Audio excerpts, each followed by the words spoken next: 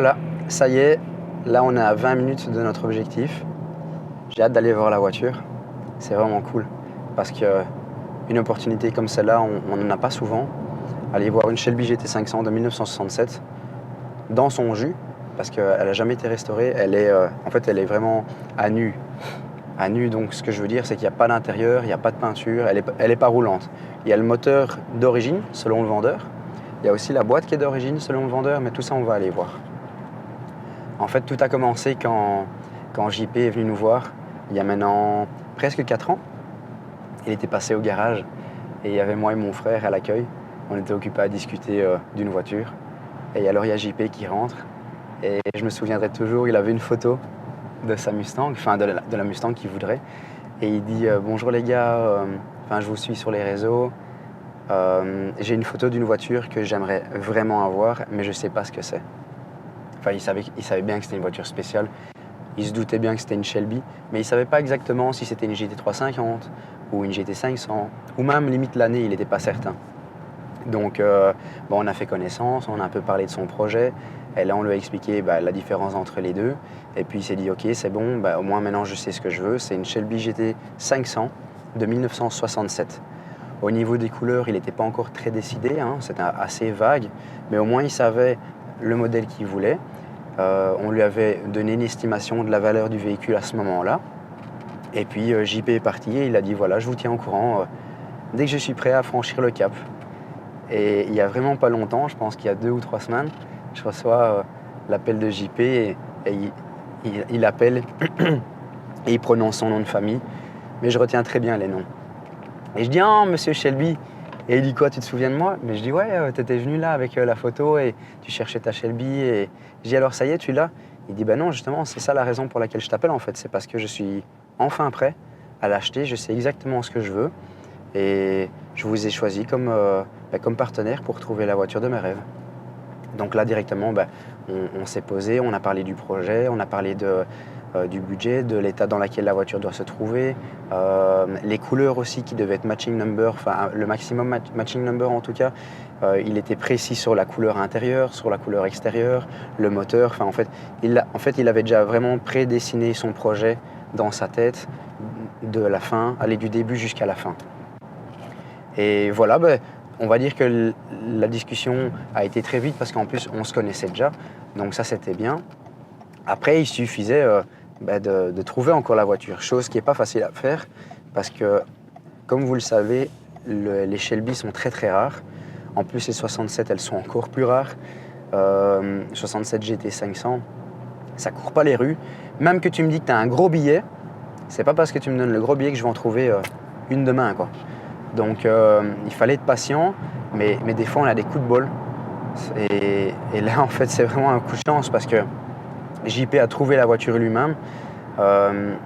Il m'a envoyé l'annonce, j'ai contacté le vendeur, j'ai fait un peu connaissance, je lui ai posé pas mal de questions. Et il avait l'air de se connaître très bien d'ailleurs. Après j'ai compris pourquoi. Et ensuite j'ai regardé avec JP comment on allait faire pour l'achat. Est-ce qu'il voulait qu'on envoie quelqu'un? Est-ce qu'il voulait aller la voir ou pas? Et d'abord, à la base, c'était prévu que JP l'achète comme ça.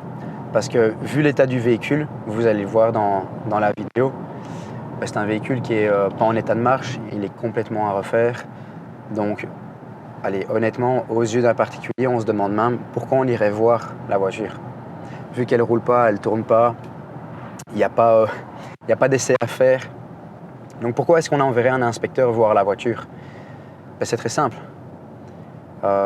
Envoie une fois, n'importe quel montant, mais envoie une fois 20 000 € à ton voisin sur son compte. Tu ferais ça? Je pense pas. Ici, tu vas jamais envoyer de l'argent comme ça à un Américain que tu connais pas. Même que tu l'as appelé, que tu l'as vu en FaceTime, qui t'a envoyé 1000 photos. Il faut pas envoyer de l'argent comme ça sans voir. Il faut au moins avoir une personne de confiance qui s'occupe de la transaction. Parce que imagine, tu envoies l'argent sans aller voir la voiture. Déjà, les photos que tu as eues, c'est peut-être des photos d'une autre bagnole. C'est peut-être les photos d'une voiture qu'il a déjà vendue mais qu'il n'a plus en sa possession. C'est peut-être, n'importe quoi. Il y a plein de choses qui font que la confiance, ça se gagne, mais avec le temps. C'est pas en une transaction qu'on dit c'est bon, ça y est, ici je vais faire confiance, je vais faire le deal de l'année. Non, non, non, nous on ne fonctionne pas comme ça. À chaque fois que je trouve un nouveau partenaire, j'envoie le partenaire le plus proche de là où il est et je l'envoie, je paye son déplacement, sa nuit d'hôtel et tout le restant pour bien voir que tout se passe bien, qu'il est réglo et que tout est dans les règles. Et donc ici, je disais la même chose à JP, je disais voilà, je sais que la voiture elle est dans un état où il n'y a peut-être pas grand chose à inspecter mécaniquement, mais on doit quand même inspecter le châssis, voir qu'il n'y a pas de soudure, voir que s'il y a eu de la soudure, si elle a été bien faite, ou est-ce qu'il y a de la soudure à prévoir, est-ce que le numéro de châssis de la coque correspond avec le numéro de châssis des papiers, est-ce que c'est une vraie Shelby, est-ce que le moteur qui est dedans mais qui ne fonctionne pas, est-ce que c'est bien le moteur d'origine. Tu vois, c'est toutes des choses que, même que le vendeur il t'envoie tout ce qu'il faut, tout ce que tu demandes, ça reste une transaction à distance. Tu ne sais pas si le gars il est honnête.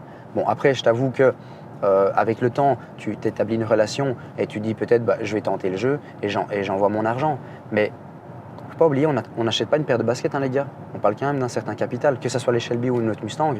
Tu envoies quand même des dizaines de milliers, voire des centaines de milliers d'euros à un gars que tu n'as jamais vu de ta vie. Et ça, tu ferais, mais tu n'enverrais pas de l'argent à ton voisin, quoi. Donc, non, non, c'est pas comme ça que ça fonctionne. Donc j'avais dit à JP, si tu veux, j'envoie un de mes gars aller la voir. Il reste quelques jours sur place pour l'inspecter, faire le paiement, la ramener au port. Enfin, du début jusqu'à la fin, la transaction se passait tout entre les mains de mon gars.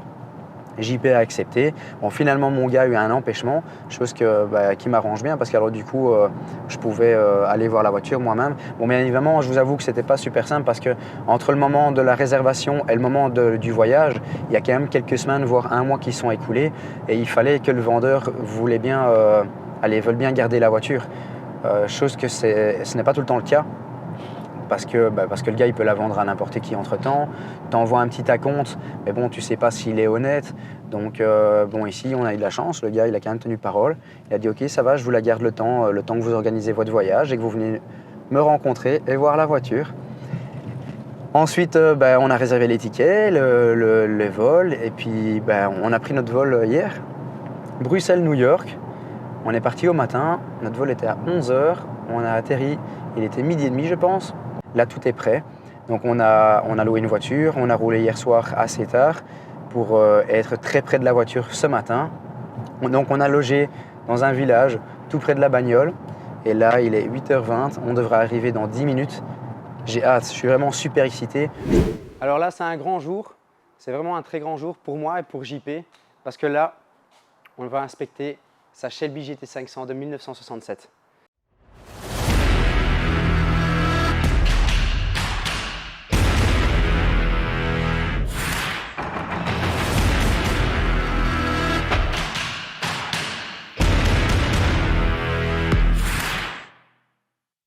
Alors la voiture, elle est complètement dans son jus.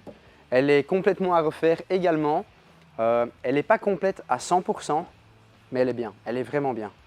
Là par contre, regarde, on voit que le véhicule a souffert. Hein. Je veux dire, le véhicule il a presque 60 piges.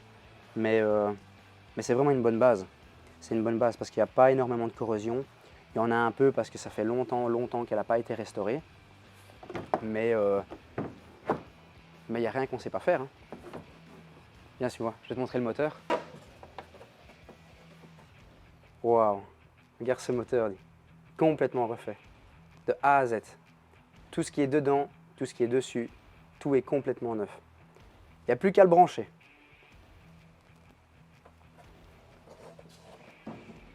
Alors la différence avec la GT500 de 67 et la GT500 de 68, c'est justement la partie ici à l'avant. Tu vas voir que la 68, le capot il s'arrête en fait ici. Et ici devant, on a une rallonge de face avant.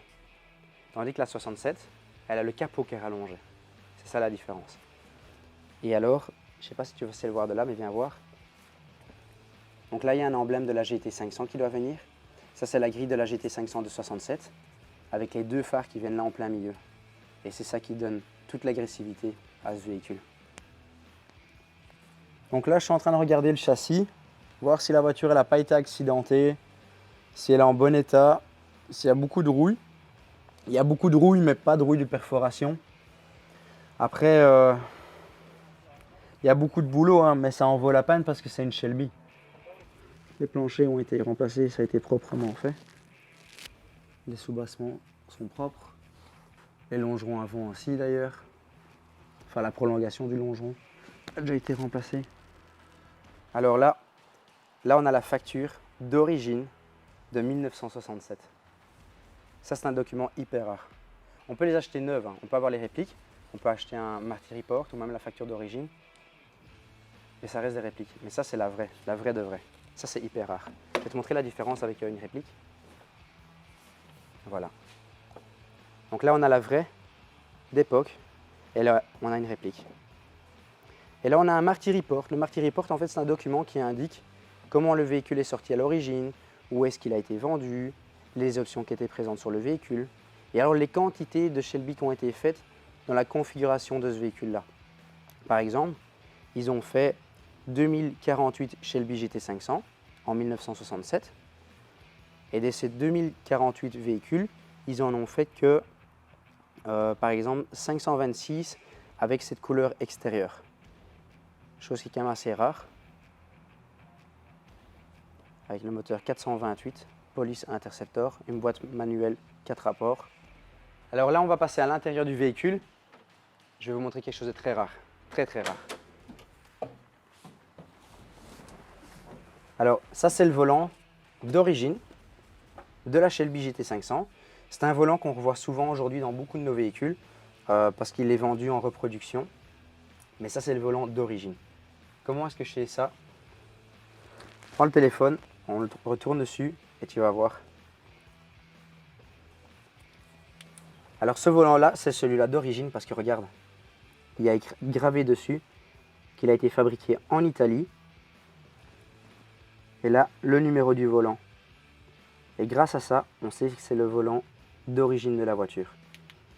Chose très rare parce que justement, c'est ça qui va faire la différence entre une Shelby complètement refaite dans les règles de l'art ou une Shelby complètement refaite avec des pièces reproduites. Après, on peut tout faire, hein. Ça dépend de ce qui doit être fait, mais quand tu fais une voiture comme ça, il faut utiliser un maximum de pièces d'origine. Voilà, l'inspection est terminée. J'ai inspecté le véhicule au complet, donc au niveau du châssis, les pièces manquantes, les pièces présentes, parce que c'est une Shelby, donc c'est un modèle hyper rare, donc il fallait voir ce qui était présent sur le véhicule, qu'est-ce qui n'était pas présent dans le véhicule. On a regardé le moteur, le code moteur, la boîte, la transmission, le pont arrière, l'intérieur, en fait la totale. Et là, je pense qu'on est bon. Regarde, suis-moi, viens voir. Ici, on a une vraie Hertz, une GT350 Hertz, regarde.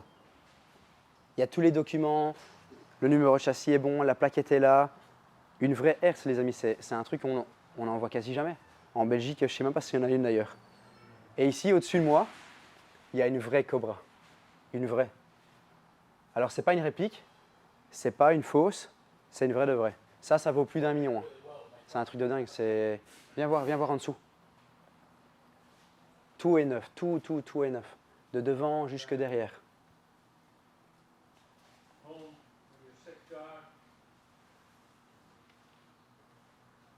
C'est dingue. Hein. Alors ici, c'est un garage spécialisé dans la restauration de tout ce qui est Ford Mustang, Shelby et Cobra. Alors là, aujourd'hui, c'est bizarre parce qu'il n'y a vraiment pas de petite voiture normale, tu vois, genre une petite coupée 65 ou une petite fastback de 67. Non, il n'y a que des modèles spéciaux aujourd'hui. Regarde ici à côté, il y a une KR, une GT500 KR.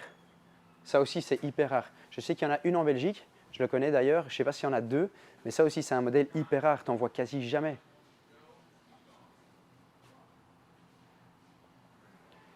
Ici, les voitures viennent de tout le pays parce que justement, ils sont réputés, ils ont vraiment une bonne réputation. Ils font que ça. Donc, ils reçoivent les Shelby, les Cobra, de un peu tout le monde dans le pays, même dans le monde. Hein. Ils ont un client français avec une GT40 ici à côté. Tu vas voir, c'est un truc de dingue.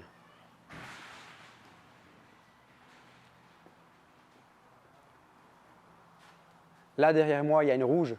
Ça, tu ne vas plus jamais voir de ta vie. C'est une Shelby GT500 qui est sortie avec le moteur Paxton. Ils en ont fait moins de 50. Ça aussi, c'est un truc hyper rare.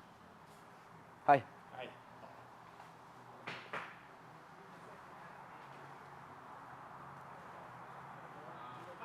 Alors, c'est un peu le bordel, mais ça, c'est un garage qui bosse. Hein. Un garage qui bosse, c'est toujours en bordel. C'est comme ça, tu ne sais pas faire une omelette sans casser des œufs. On va voir à côté.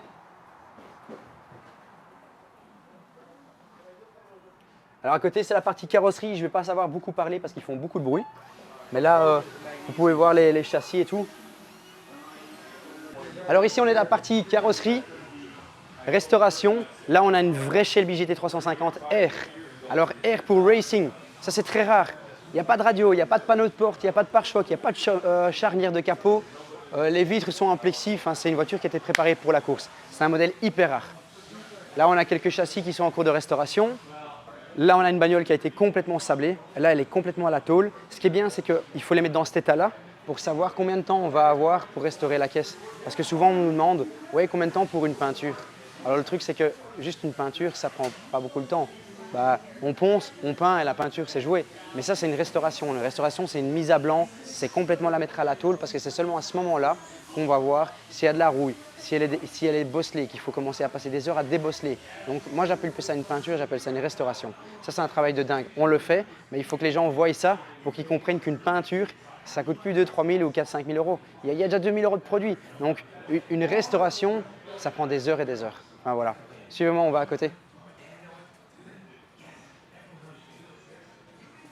Là, il y a encore des châssis, des coques qui attendent d'être restaurés, chacun à son tour. Ça prend du temps, hein, mais voilà, c'est une voiture à la fois. Et ici, c'est la partie racing. Donc ça, c'est très rare par chez nous parce que ça, on n'a pas beaucoup. Donc c'est ici qu'ils préparent toutes les voitures pour les courses. Renforcement de châssis, moteur, frein, suspension, enfin la totale. Et là, bien évidemment, on a nos copines, hein, les copines du garage. Dis bonjour aux copines. Bonjour les copines. Et comme ça, il y en a une dans tous les garages. Voilà. Ici, c'est des bagnoles très rares. Ça, c'est rare aussi. GT40. Une vraie de vraie. C'est aussi très très rare, on ne voit pas ça souvent. Voilà. Enfin, on a fini notre visite. Voilà, on va continuer notre voyage. Un grand merci à vous. À plus tard, merci de nous suivre.